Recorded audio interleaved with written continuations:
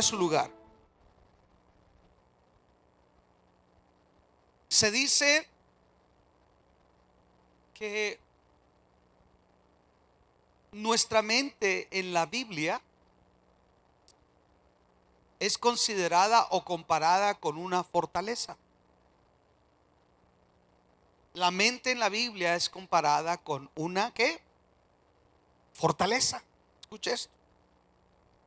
Las fortalezas eran las torres o los lugares de refugio que tenían las ciudades amuralladas. Entonces, una manera de lograr una victoria en una ciudad amurallada era conquistar la fortaleza. En la fortaleza se refugiaba el rey en tiempo de combate, los tesoros o la gente muy valiosa la escondían en la fortaleza. Y una de las formas que se usaba para ganar una batalla sin derramar tanta sangre era conquistar la fortaleza. La manera en que se conquistaban las fortalezas, por ejemplo, los romanos tenían un arma que se conocía como la catapulta. Y la catapulta aventaba algo así como los primeros rockets, los primeros misiles, y aventaban objetos encendidos a la fortaleza. Y la fortaleza comenzaba a incendiarse. Y al comenzar a incendiarse la fortaleza, automáticamente la batalla podía ganarse. Dios habla que nuestra mente es como una fortaleza.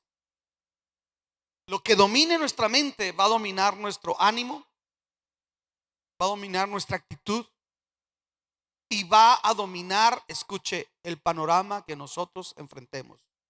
Todo lo que esté ocurriendo en nuestro pensamiento. Y me llama mucho la atención que se dice que al día pensamos o estamos propensos a pensar en miles de pensamientos negativos que nos llegan como dardos encendidos de fuego, dice el apóstol San Pablo. Cuando habla de la guerra espiritual, dice: y sobre todo tomad el casco de guerra, el yelmo de la salvación y el escudo de la fe, para que podáis apagar los dardos encendidos o los dardos de fuego del enemigo. Es decir, así como Pablo está consciente de lo que ocurre en una batalla literal en aquel tiempo, él compara la lucha que enfrentamos nosotros en nuestro pensamiento y cómo vamos a ser atacados de una manera a tu pensamiento. Déjame te digo una cosa: el diablo no tiene poder para atacarte en tu espíritu. ¿Usted sabía eso? El diablo no tiene poder para atacar a tu espíritu. El espíritu es un área donde Dios trabaja, pero el enemigo apela a nuestro pensamiento.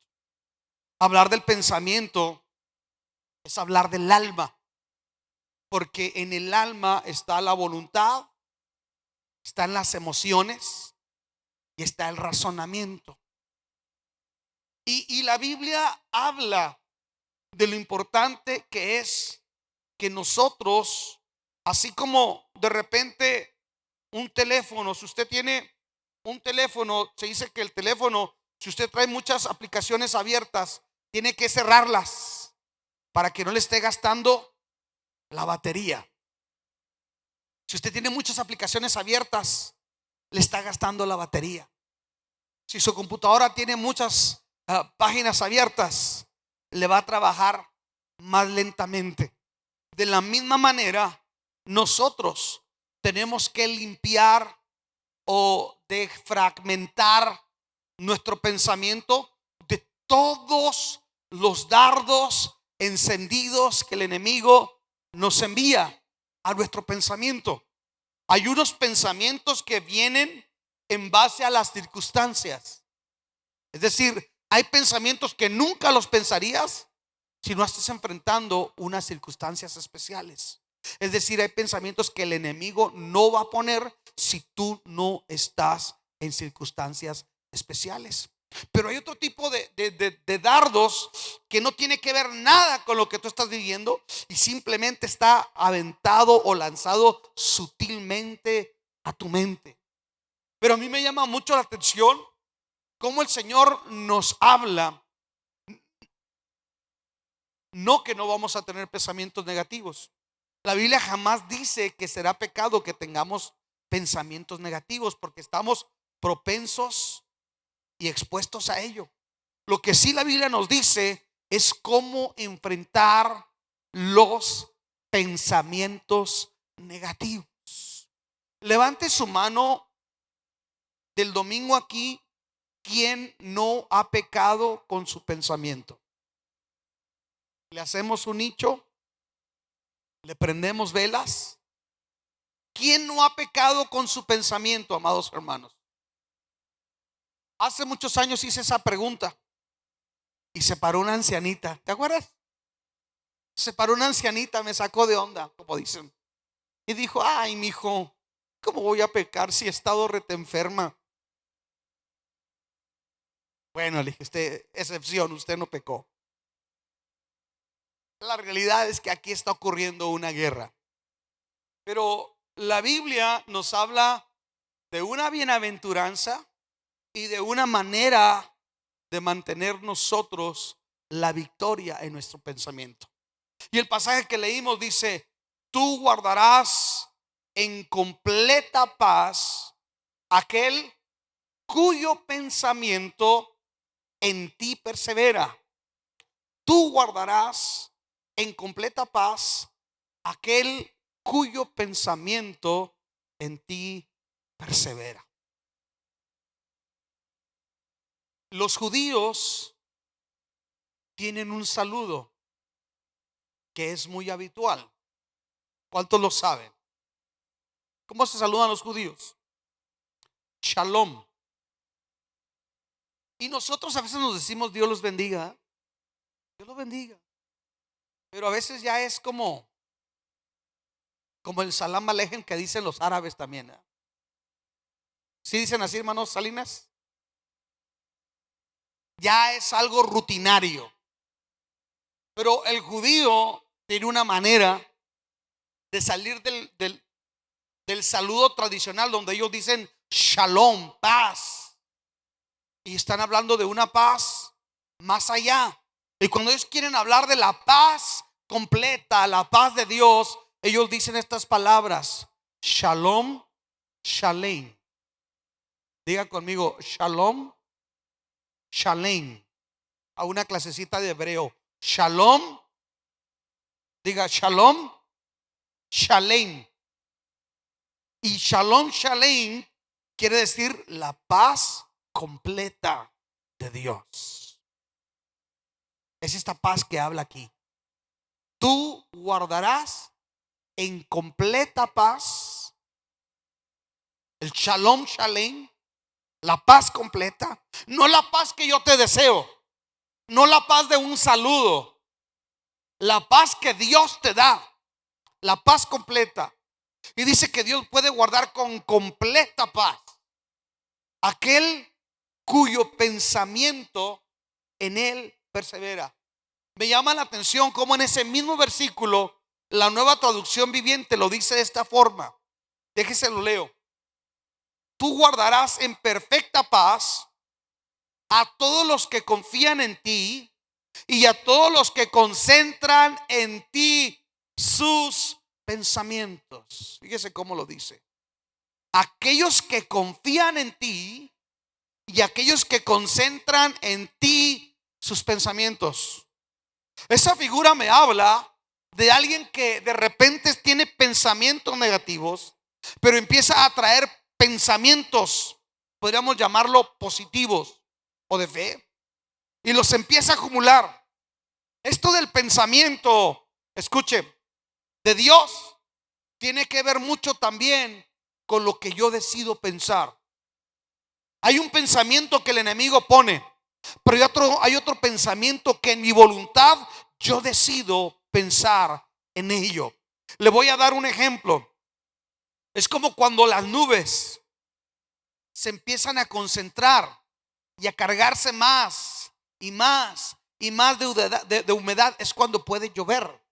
De lo mismo nosotros, si usted carga su pensamiento de cosas negativas y cosas negativas y cosas negativas, escuche, todo empieza a cambiar. Como veo, como pienso, como decido, como actúo. ¿Por qué? Porque estoy amontonando simplemente lo negativo. Pero la Biblia me dice que si yo decido confiar en Dios y empiezo a traer pensamientos y pensamientos que hablen de Dios, se los cito de esta manera. Hoy con Google usted puede encontrar cualquier cita. Hay una cita que no la recuerdo ahorita específicamente cuál cita es, pero es una cita donde David habla que él está enfrentando un cuadro depresivo. Y si usted puede googlear esta frase, busque esta frase: te traeré a la memoria los años del Altísimo. David está enfrentando un cuadro depresivo y de repente dice: enfermedad mía es esta. ¿No le ha pasado como que a veces usted está pensando y dice de usted: ah, caray, estoy pensando demasiado negativo? Le doy un ejemplo. En el Salmo 42, David está deprimido y está diciendo puras cosas tristes. Está repitiendo lo que está viendo, lo que está sintiendo, lo que otros está diciendo. Pero llega un momento donde David se dice a sí mismo, en lo que se conoce como un soliloquio, el que se habla a sí mismo, y dice: ¿por qué te abates, oh alma mía? En otras palabras, no estés acumulando pensamientos negativos. No dejes que la mente se vaya trabajando en lo negativo. No, dice, tienes que pensar algo positivo. ¿Y sabe qué dice David? Espera en Dios. En otras palabras, confía en Dios, porque aún he de alabarle. Y alabarle es empezar a declarar las cosas buenas de Dios. Diga conmigo: la alabanza a Dios cambia las cosas. Es empezar a hablar la promesa, celebra, proclama la grandeza de Dios. Y cuando nosotros estamos enfrentando un ambiente tan negativo, tenemos que salirnos un poquito de ahí y tenemos que empezar a declarar las bendiciones del Señor. Por eso dice: todos los que concentran en ti sus pensamientos. Escuche, Dios le dio a usted la capacidad de concentrar pensamientos de Dios y cambiar la atmósfera que a usted y que a mí nos rodea. Quiero que vea ese mismo pasaje bajo otra versión, la nueva versión internacional. La nueva versión internacional lo dice de esta manera. Oh, eso está más fuerte todavía como lo dice. Isaías 26:3 en la nueva versión internacional dice: al de carácter firme lo guardarás en perfecta paz, porque en ti confía. Wow. La versión Reina Valera dice: tú guardarás en completa paz aquel cuyo pensamiento en ti persevera. La nueva traducción viviente dice: hey, empieza a confiar en Dios y a acumular tus pensamientos. Pero la nueva versión internacional dice que el hacer eso nos habla de firmeza de carácter. Quiere decir que el carácter también se labra, se forma, se fortalece por lo que nosotros decidimos pensar. Una persona que constantemente está pensando negativo, siempre es una persona que su carácter todavía no es firme y su voluntad se puede ver vulnerada y puede decidir equivocadamente porque no ha aprendido a tener un carácter firme. Yo le hago una pregunta: si usted se pudiera poner a anotar todos los pensamientos negativos que usted tiene, se sorprendería. Pero en lugar de empezar a juntar y a pensar y a enumerar los pensamientos negativos, ¿qué tal si hacemos lo que dice David cuando estaba en ese cuadro depresivo y dice: enfermedad mía es esta? Traeré pues a la memoria los años de la gloria del Altísimo. En otras palabras, voy a pensar lo bueno de Dios. Diga conmigo: tengo que pensar las bendiciones de Dios. ¿Cuántas? Escuche, esto está comprobado. Alguien dijo que recordar es volver a vivir, ¿cierto? ¿No le ha pasado a usted que recuerda algo muy placentero y hasta parece que tiene el aroma de esa carne asada donde usted estaba? O sea, que parece que Iván huele los aguacates boricuas, ¿sí? Que hueles el pernil. Amén. Hay pensamientos que te metes en ello y te transporta y puede afectar, escuche, puede afectar tu estado de ánimo. Dios nos está diciendo: hey, métete en la palabra, cita mi palabra, habla mi palabra, declara mi palabra, junta pensamientos, carga la nube de tu mente hablando de la grandeza de Dios, y tu atmósfera va a cambiar por una lluvia de bendición. Y el acumular pensamientos de Dios empieza a labrar, a formar un carácter maduro, nos dice la palabra del Señor. Quiero que vea conmigo algo que es bien importante. Dice: al de carácter firme, tú guardarás en completa paz. Escuche esto. ¿Qué será lo contrario de no tener un carácter firme en cuanto al pensamiento? ¿Qué será lo contrario? Y la Biblia me enseña que es el hombre de doble ánimo. Quiero que vean su Biblia, por favor, en Santiago capítulo 1 versículo 8. Santiago 1:8. Dice Santiago 1:8: el hombre de doble ánimo es inconstante en todos sus caminos. O sea, un día está pensando una cosa y habla de eso, y otro día está pensando, al momento está pensando otra. Algunos hoy le llaman, ¿cómo le llaman ahora a esto? Bipolar. Dicen: es bipolar. Mucha gente no es que sea bipolar, es de doble ánimo. Mucha gente no es que esté enferma de la mente, simplemente es inmadura de carácter. ¿Estamos aquí?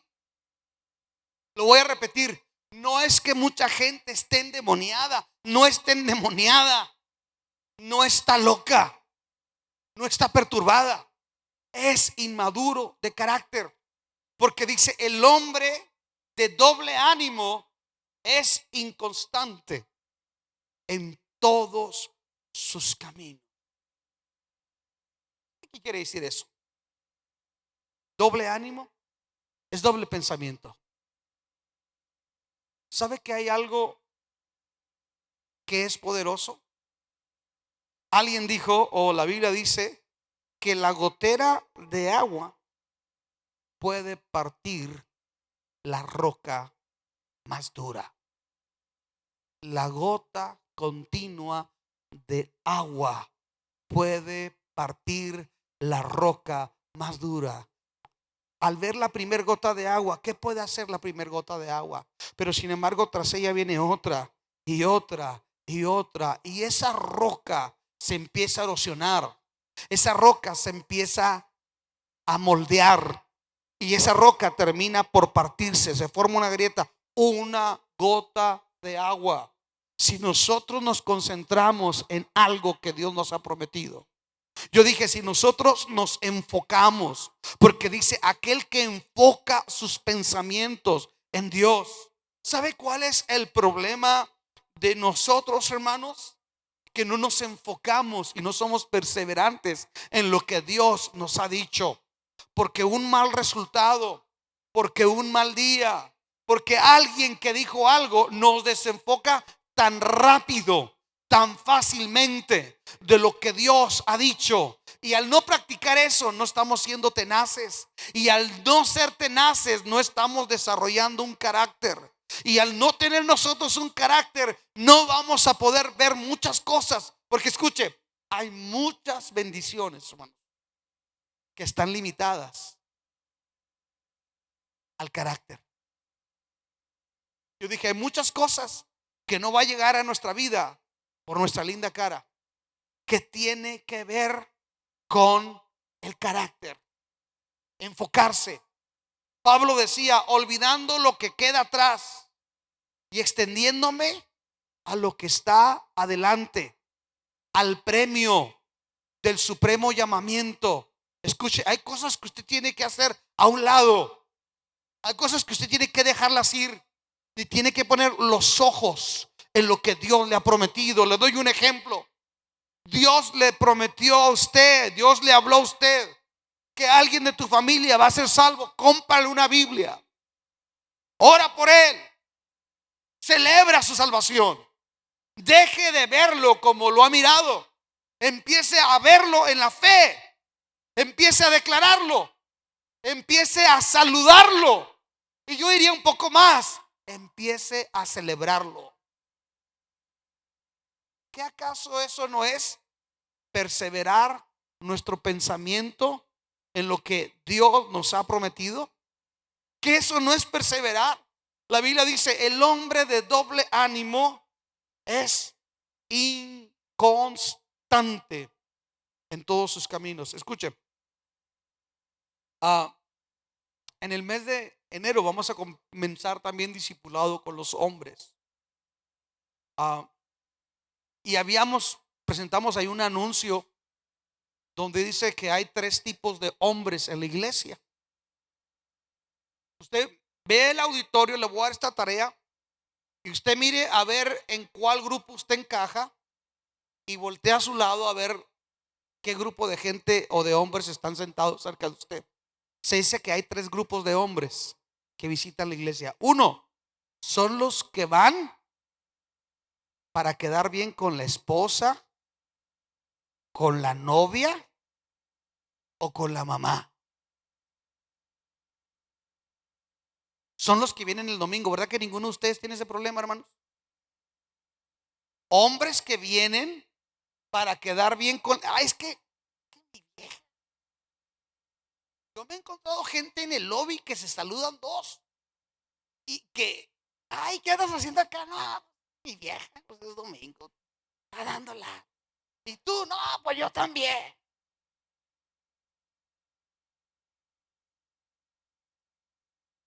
Ese tipo de gente es un tipo de hombre. Viene y no sabe por qué está, no tiene convicción. Hay otro tipo de hombre, el que viene, pero está como el té de manzanilla. ¿Sabe por qué es como el té de manzanilla? No sirve para nada, nomás le cae bien.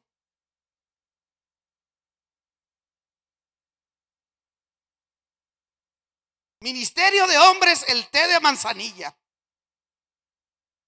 Pues cae bien el té de manzanilla, pero no sirve para nada. No hace nada. Ahí está. No impacta a nadie, no influye sobre nadie.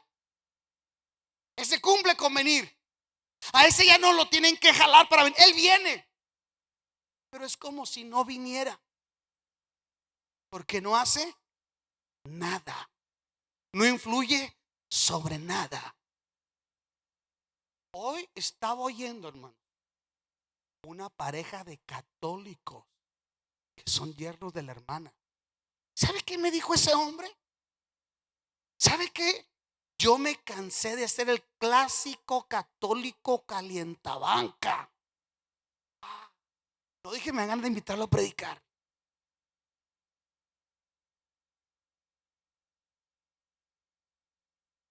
Pero esos son los del domingo, hermano. Yo sé que ustedes no tienen ese problema.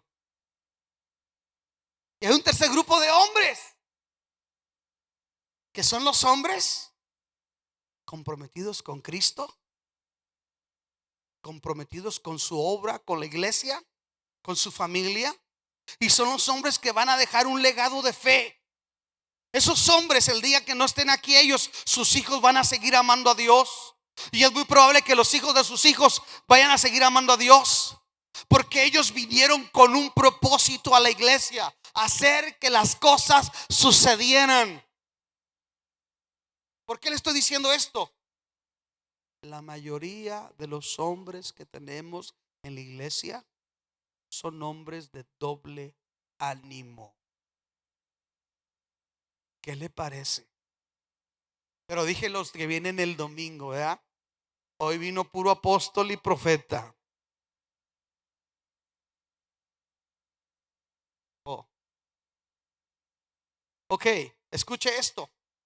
Fíjese que qué importante es esto que yo le quiero comentar. Me llama la atención que Dios nos habla que nosotros renovemos nuestro pensamiento, saneemos nuestro pensamiento, llenemos nuestro pensamiento de Dios, perseveremos en Dios, hablemos la palabra de Dios. Tengo una Biblia en el buró, tenga otra Biblia en la sala, tenga una Biblia en el carro. Haga de la Biblia como la vitacilina. En la casa, en la oficina, tenga usted vitacilina. Ah, qué buena medicina. Donde usted vaya, tenga la palabra, piense la palabra.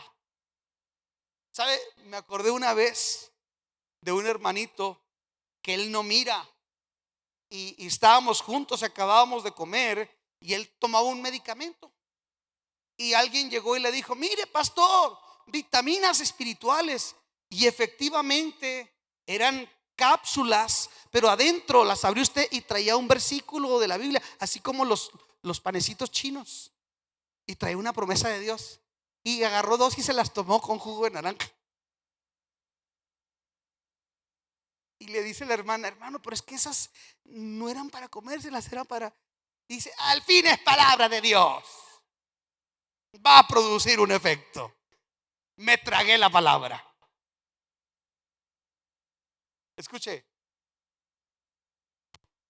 qué importante es que tengamos gente y que nosotros seamos gente que entendamos que tenemos que influir y dejar que el Espíritu Santo influya sobre nuestro pensamiento. Quiero que vea conmigo Proverbios capítulo 23, versículo 7. Proverbios 23, versículo 7. Dice: porque cuál es su pensamiento en su corazón, tal es él. Y da un ejemplo: come y bebe, te dirá, mas su corazón no está contigo. Lo que es en su pensamiento, eso es lo que realmente es. Y aquí lo que está hablando es lo que usted deja que se asiente en su pensamiento, lo que gobierne su pensamiento. ¿Sabe? Mucha gente, escuche, hay varios tipos de depresión. Y no soy psicólogo, pero soy psicólogo. Yo no creía en los ovnis ni los marcianos hasta que fui pastor. Es que ya tengo mucho tiempo tratando con la gente. Pero déjeme le digo una cosa. Se rió Luis. Es que Luis a veces viene seguido a mi oficina, hermanos. Salgo ya así temblando. No se crea. Luis es de Dios. Más cuando está dormido, ¿verdad, Mari? Escuche, hay un tipo de depresión por lo que nos está pasando. Es decir, usted está enfrentando algo difícil, es común que se sienta triste. ¿Qué hacer en ese caso? Aún en ese caso donde hay un ambiente triste, ¿qué tenemos que hacer? Recurrir a las promesas de Dios, citar las promesas de Dios, hablar la palabra de Dios. Está aquí.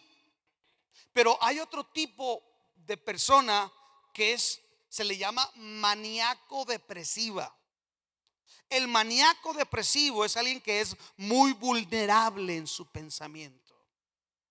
Es esa persona que fácilmente puede ser enajenada, puede ser influenciada por cualquier tipo de pensamiento. La Biblia le llama que son como nubes sin agua, llevadas de un lugar a otro. Son como la espuma del mar. No tiene estabilidad. No tiene un pensamiento donde se pare y diga: no, esto Dios lo dice y yo lo creo. Y si Dios lo dice, yo lo creo. ¿Quiere que le dé un ejemplo de lo que es esto que le estoy diciendo? Está un hombre, escuche, está un hombre que tuvo una desgracia, se quedó en la ruina de la noche a la mañana. Perdió su fábrica, perdió su casa de campo, perdió todo, y el mismo día que pierde todo, pierde sus hijos. Entonces entra el razonamiento, porque aquel hombre sigue diciendo: Jehová dio, Jehová quitó, sea el nombre de Jehová bendito. O sea, ese hombre es sacudido y pasa todo y sigue con algo en sus labios, porque está en su pensamiento, y lo que es en su corazón, eso es él. Jehová dio, Jehová quitó. ¿Quién no lo dio? No lo dio Dios. ¿Quién no lo quitó? No lo quitó Dios. La pregunta: ¿Dios nos puede quitar lo que Él quiera? Entonces, si Dios nos puede quitar lo que Él quiera, Él es soberano, Él sabe lo que hace. Y dice Job: sea el nombre de Jehová bendito. Entonces sigue el razonamiento. Espérate, si Dios estuviera con nosotros, no nos tendría que estar pasando esto. El enemigo tira un dardo de fuego a la esposa de Job. A Job no se lo puede tirar. Acuérdense que lo que está pasando con Job es una lucha espiritual. Ese dardo no entra con Job y no entra en la mente de Job, porque Job está agarrado de un pensamiento: Dios es bueno, Dios es bueno. Me duele lo que está pasando, pero si el Señor permite este dolor. Aunque Pablo no conocía lo que Romanos decía, cuando Pablo dice: y sabemos que a los que aman a Dios todas las cosas ayudan para bien, aunque todavía no se expresaba esa máxima, Job lo estaba viviendo y decía: no entiendo lo que está pasando, pero sé que Dios es bueno. Insisto, me aferro a pensar que Dios es bueno. Ese pensamiento rebota y rebota, pero dice el diablo: hay alguien a quien sí le puedo inyectar ese pensamiento, porque es más vulnerable, porque no se toma de la promesa de Dios. Y entonces le pone ese pensamiento a la esposa de Job. Entonces, ¿qué hace la esposa de Job? Escuche: Job, yo no entiendo por qué te mantienes así adorando a Dios. Si Dios estuviera con nosotros, se nos acaban de morir todos nuestros hijos, Job. Deja tú lo material, nuestros hijos, nos quedamos en la vil calle. Es más, Job, mira qué enfermedad tienes tú. Job, yo no entiendo. No tiene sentido. Ahí está el razonamiento humano. Escuche, sin embargo, aquel hombre sigue adorando a Dios y le dice: aún mantienes tu integridad a Dios. Maldícelo, niégalo, rechaza a Dios y ya muérete.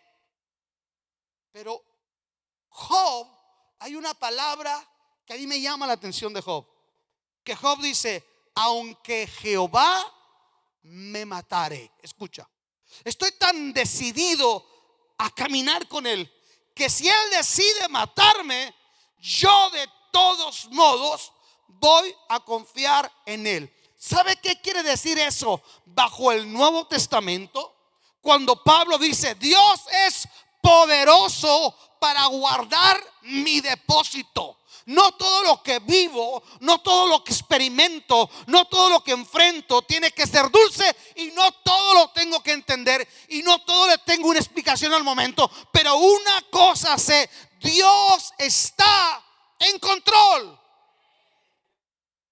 Dios está en control. Wow. Yo creo que el diablo se topaba y decía: ¿cómo puede ser posible que este hombre se mantenga? Y a Dios, usted sabe a Dios. Te dije, Él se mantiene íntegro. Por eso el Señor le dijo: has visto a mi siervo Job, varón justo, temeroso de Dios, apartado del mal. Oiga, un hombre cuyo pensamiento en Él persevera. Y el que persevera en Él, Dios le va a dar completa paz. Termino la idea con esto. ¿Sabe qué me llama a mí mucho la atención? Cuando el apóstol Pablo le escribe a la iglesia de los romanos, a la iglesia de Roma, los cristianos que estaban en Roma. ¿Sabe que los cristianos que estaban en Roma estaban enfrentando la persecución de Nerón, del emperador? En aquel tiempo estaban enfrentando el circo romano, estaban enfrentando las fieras, eran crucificados los cristianos, les hacían de todo. Y el apóstol San Pablo no escribe una carta para decirles que se les va a quitar el problema. Pablo lo que sí les habla no es que no va a haber leones, no es que no va a haber más crucifixiones. Lo que Pablo les dice a mí me llama mucho la atención, y es algo que nosotros tenemos que tener bien clara esta verdad. Dios no te dice que no va a haber pruebas. Dios no te dice que no va a haber luchas. Dios no te dice que no va a haber momentos que nos van a robar en ese momento el aliento. Pero hay algo que Dios sí te dice, y es que Él te va a guardar en completa paz. Escuche, yo le dije ahorita que Romanos, pero estaba entre dos citas de Romanos y Filipenses. Toda esta otra cita que está en Filipenses está más fuerte. Filipenses 4:7. Porque era muy fácil que Pablo le escribiera a los romanos que estaban siendo perseguidos, pero ahora Pablo es el perseguido. Pablo está encarcelado. Pablo tiene un guardia que lo cuida de día y de noche. Pablo es preso. Y aparte que está enfrentando todo ese escenario, en Filipenses capítulo 4 versículo 7, el apóstol San Pablo dice estas palabras. ¿Lo tiene? ¿Y la paz de quién? La paz de, y la paz de Dios, Shalom, Shalem, la paz completa que hablaba Isaías, la paz de Dios, que se caracteriza por algo, esa paz sobrepasa todo entendimiento humano. Wow. Deténgase un momentito. Hay momentos donde usted no tenía que tener paz. Hay momentos donde usted no tendría que estarse gozando. Hay momentos donde el diablo va a decir: Job, tú tendrías que estar renegando, y estás alabando. Hay una paz que sobrepasa todo entendimiento. Hay una paz que te va a hacer actuar de contrario a lo que el enemigo piensa. Hay gente que va a decir o es muy conchudo, o es muy negligente, o tiene mucha fe. Y alguien puede decir: yo tengo mucha fe porque yo tengo la paz de Dios. Y la paz de Dios, que sobrepasa todo entendimiento, mire lo poderoso, guardará vuestros corazones y vuestros pensamientos en Cristo Jesús. Alguien denle un aplauso al Señor.